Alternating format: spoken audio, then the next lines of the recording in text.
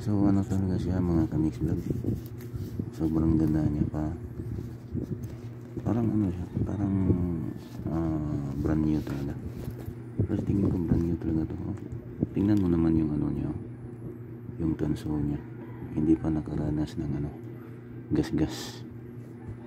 Itong surplus siya, hindi mo makikita yung ganitong uri ng surplus. Brand new talaga to. Sobrang ano niya, kinis, tsaka inamoy ko yung baho niya. Amoy brand new, hindi siya amoy ang tawag yan, yung chemical na panglabay, naphthalene or formalin. Walang ganong amoy. So ito yung inner section niya mga ka mix vlog. Ayan, meron siyang extra zipper,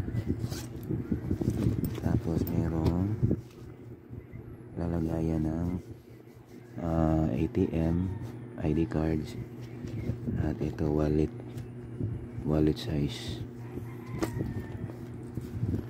Grabe mga ka mix vlog, sobrang ano talaga siya, masasabi kong legit na legit. Tapos naka-magnetic yung ano niya, yung tela niya, yun, super elastic, very flexible. Hindi katulad nung pinakauna kong nabili, yung ilalim niya dito sa gitna is merong cardboard. Ito pure legit, leather talaga, tsaka waterproof talaga ito.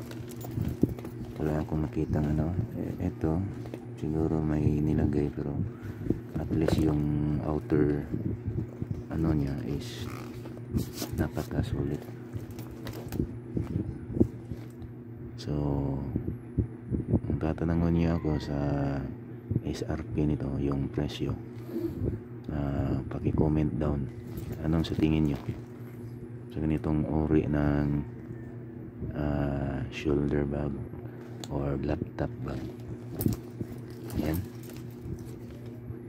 ito yung pinaka-shoulder nya. Tingnan nyo naman gaano ka elegant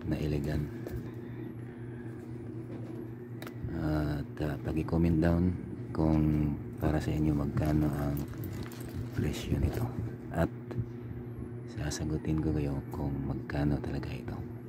Peace out muna. Boom.